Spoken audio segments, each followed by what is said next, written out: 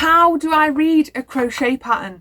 I hear this all the time. Oh, I can follow a YouTube video, I can follow a video tutorial, but I don't know how to read a crochet pattern. Hey yarny peeps, my name's Sarah, aka Crocreate, and today I'm going to show you how you can get out of video tutorial jail and read a crochet pattern. This is something that I heard a lot at the NEC when we did our last big show last week. That's why there wasn't a video. So many people came up to me and said, oh, I can follow a video tutorial, but I can't read a pattern. That is what I'm going to help you with today. I've got one of my free patterns so that I'm not overstepping on another designer and we're not infringing any copyright, and we're going to go through it today and we're going to teach you how to read a crochet pattern. 3 top tips for reading a crochet pattern are: tip number 1, make sure you know what the stitches are called before you look at the pattern. So many people know how to make the stitch, but they don't know what it's called. You need to know the stitch name in both UK and US terms if you're going to replicate that stitch in a pattern. Tip number 2, make sure you know what terms your pattern is written in. There are 2 terms in crochet: US terms and UK terms. A lot of designers either flip from one to the other, or they use solely the one of their country. I use UK terms in my patterns, but you'll find that a US designer uses US terms in their patterns. And finally, tip number 3, read the whole pattern first. This is a massive mistake that many beginners make. They get halfway through the pattern, they find something they don't know what it means, and then they have to go off and research it. Read the whole pattern first. Trust me, it will help you out in the long run. I know it's hard because you just want to get straight into the crochet, but this will be a godsend for you. So without further ado, let's get into the pattern. This is one of my freely available designs. I'll link it below in the description. First of all, in this pattern we have a front page. This is just telling you what the pattern is, name of the pattern with a picture and some contact details and who it's designed by. Second page of my pattern. Now I set all my patterns out in exactly the same way, so once you've had a pattern from a designer once, buy 2 or 3 more patterns, you'll start to get a feel for how they set their patterns out and how they design. The very first thing to find in your pattern, and it should be in there, is what crochet terms this is written in. As you can see here, my patterns are written in standard UK crochet terms. The second thing we have here are the materials. This is a list of everything that you're going to need for the pattern. Don't think these materials are set in stone. For example, on my pattern I have 1 ball of paint box yarn, Simply DK Buttercup Yellow.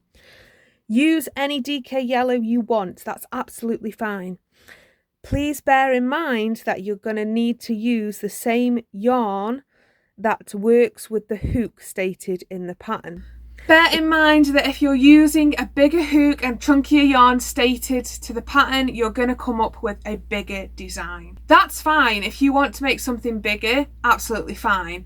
If you're making something like a garment or granny squares, you need to use the hook and yarn stated in the pattern because that's what the sizing is based on, and you don't want to be trying to sew up a load of different sizes of granny squares, and you certainly don't want to make something to wear and then it comes up really, really big or really, really small. Same goes if you're using hook size that's smaller and yarn size that's smaller than directed in the pattern. The next section we're going to move on to is the gauge section. Not every pattern will have a gauge section. Most amigurumi don't, they just have a size and measurement section. This is particularly prevalent crocheting up clothes or when you're making hats or accessories, things like that. Don't be put off by gauge. This is the designer telling you how big or how small, how your tension is supposed to be in the pattern.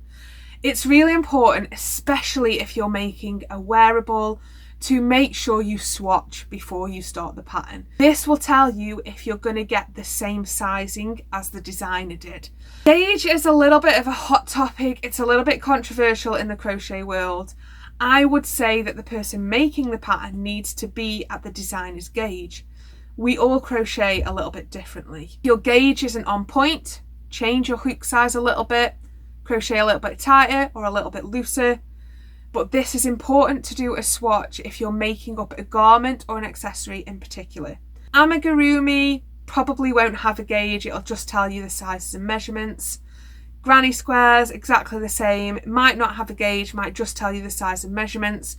For projects like that, you just want to make sure that your sizes and measurements are the same.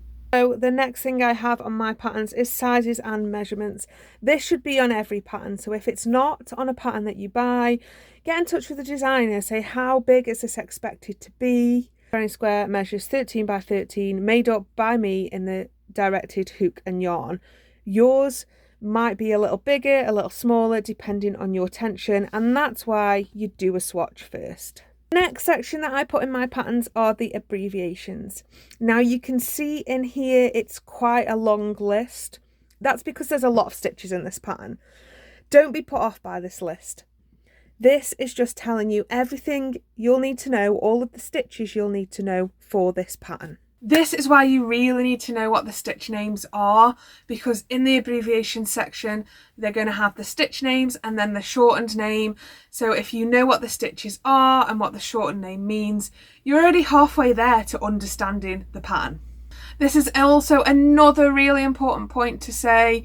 You need to know what they mean in both UK and US terms. They are different stitches, they're not the same stitches. If you need a handy guide, I'll pop a link below to one of my Instagram posts that clearly shows what they are in UK terms and what they are in US terms. This is the point where if you don't know what something means, you need to go and look it up, because you don't want to get halfway through your pattern, look at FLO and think, oh, I don't know how to work in the front loop only, I need to go and look it up. Really important, if you don't know the stitch, look it up. If you get to something in a pattern and you don't know the stitch, look it up. This is why you need to read the pattern fully first. Something that I've worked a lot on, because all of our kits include a QR tutorial to the stitches and the stitch patterns used in certain patterns. It's something that's quite close to my heart, because I know the frustration of getting through a pattern and thinking, I don't know what that is, so I've got to spend time researching it, checking if I can do the stitch. That's why all of our kits include QR tutorials. There are also video tutorials at our TikTok, which I'll link below as well, so that if you're reading through a pattern and you just sort of think, oh, I don't know what that means, you can have a quick reference, there's a video tutorial for it, and you're good to go. There are also a couple of things to note about patterns. Excuse the splodginess, our printer's having a bit of a time right now. There might be instructions in stars or in parentheses, brackets, etc. If there is, it will always tell you in the abbreviations what that means. I would recommend at the beginning is print off the abbreviations separately if it isn't already, and have it next to you while you're working up the pattern. Finally, on this page, I always indicate the skill level. I feel like this granny square is an intermediate project. It includes increases, shaping, but also some surface crochet and piecework where knowledge of that is required. So we get into the instructions. Now, as this is my pattern and it's freely available on Lovecraft's, link below, I will be able to show you all of the instructions. I'm not going to go through them all. I'm just going to go through a few basic bits and read a couple of instructions so that you can sort of get the gist of that. Instructions. First of all, pattern begins in lemon yarn, so you know exactly what colour to start off with. My very first instruction is in MR, CH2, in brackets counts as a stitch, 8 HTR into the ring. Okay, let's break this down a little bit. MR, in the abbreviation section, magic ring. CH2, from the abbreviation section, chain 2. That chain 2 counts as a stitch.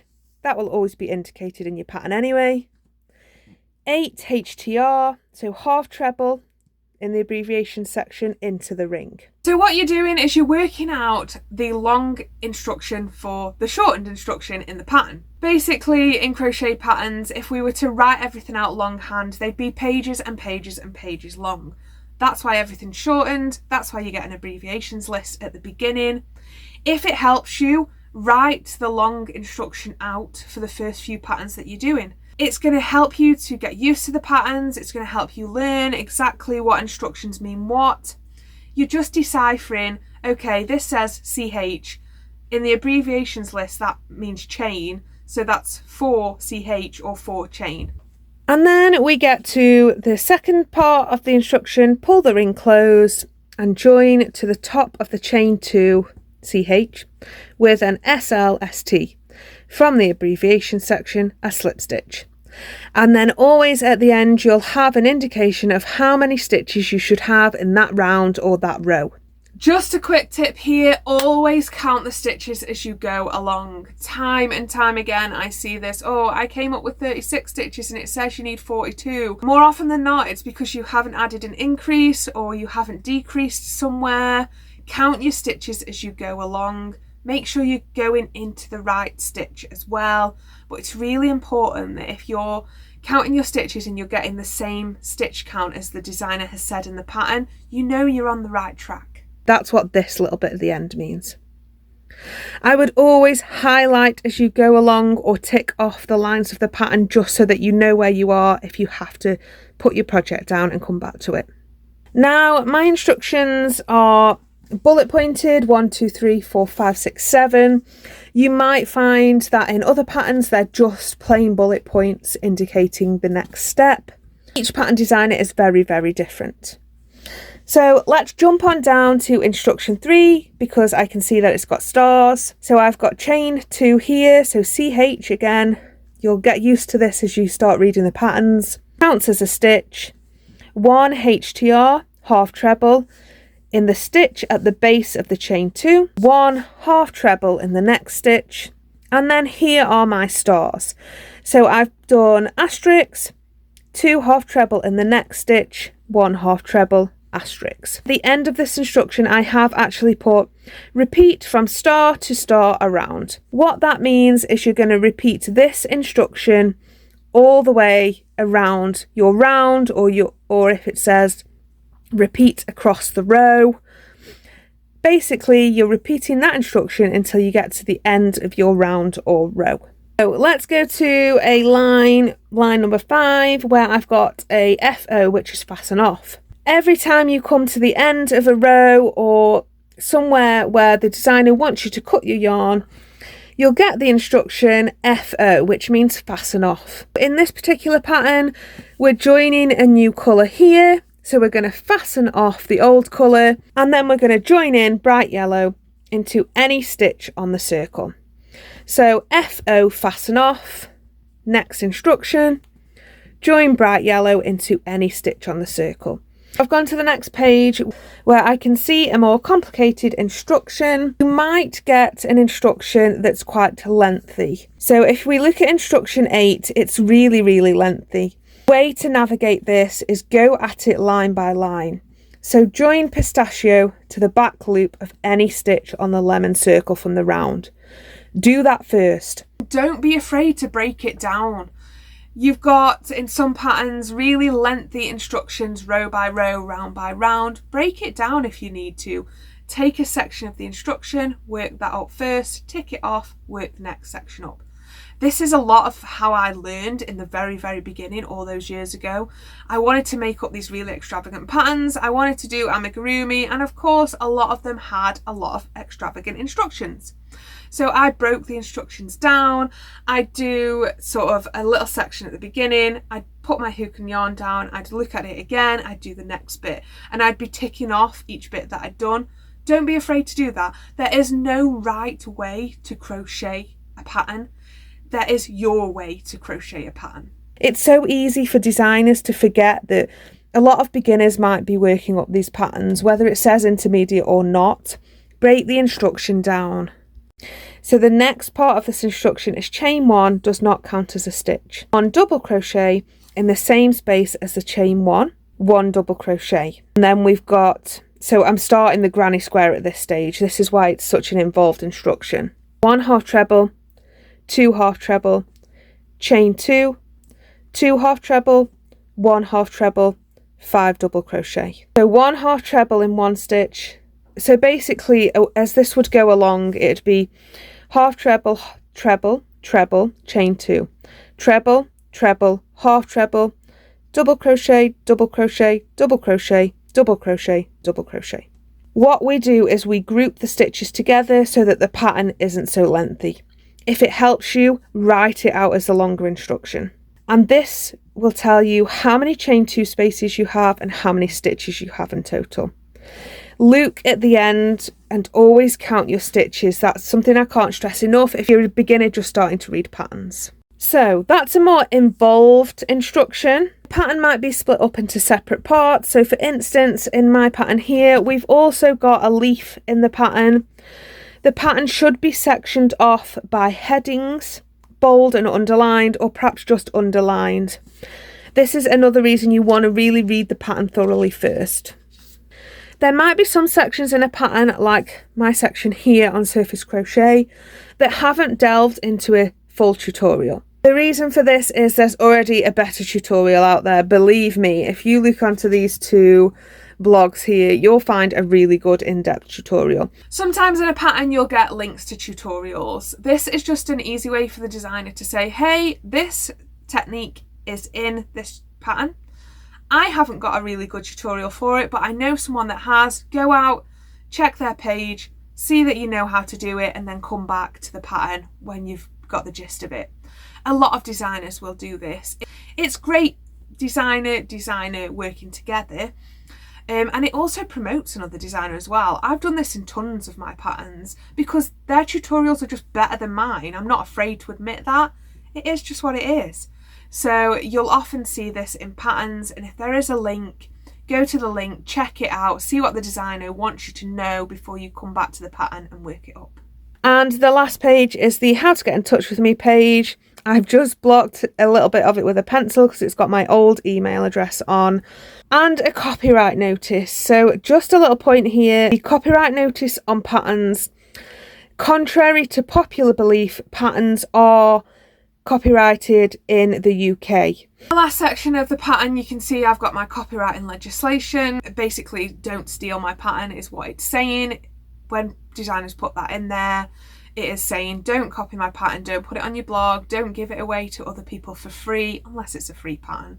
This legislation, just a quick side note, is enforceable in the UK. So if you're going to take someone's pattern from the UK, and even if you redistribute or copy it and put bits of it in your own pattern, someone can come for you and sue you. Now, this might sound really drastic and dramatic, but it is there. I've done a full TikTok video on this just explaining this legislation. So I hope that gave you a really good insight into how to read a pattern. This pattern is freely available. It's on Lovecrafts. I'll leave a link to it below. It's just about how you translate the pattern basically from the shorthand that we as designers put into it to the longhand that it's meant to be. Make sure you go through the pattern fully at the beginning. I've reiterated this point a lot throughout this video, but it's really, really important to read it through and make sure you understand it. In all of my patterns, there's always an email or a help section. Do you need help? Contact me here, here, and here. A lot of designers will put this in. If they don't, likely if it's a free pattern, they won't. You can reach out to them on Instagram. If it's a big designer, will you get a response back? I don't know. If it's a paid pattern, they should have that section in. If they don't, reach out to them wherever you bought the pattern from. One thing to note here is a little bit controversially, and this is quite frustrating for designers, you need to know basic crochet for some of these patterns. We've designed the pattern, we've put it out there. Yes, you've paid for the pattern, but you've paid for our design. You haven't paid for a one-to-one from us. I always try and help anyone that reaches out to me. I direct them to videos, to tutorials, to my TikTok. There's loads of tutorials on there, and I will always try and help them. But bear in mind, you've got to have some basic crochet knowledge. And if you're not picking it up, try again. Thanks so much for watching, guys. I really hope this helped you to understand how to read a crochet pattern a little bit better. If you have any other issues with crochet patterns, leave them in the comments below. Have you got any other beginner crochet things that you want to know? Leave them in the comments and I'll try and get to them and do some videos on them. As always, like, subscribe and share this video with people that want to know how to read crochet patterns. It helps me out a lot and it helps me to keep making this content for you guys, which I'm so enjoying at the minute. Thanks so much for watching. Videos go up every Sunday between 6 and 7 UK time, and I'll see you in the next one.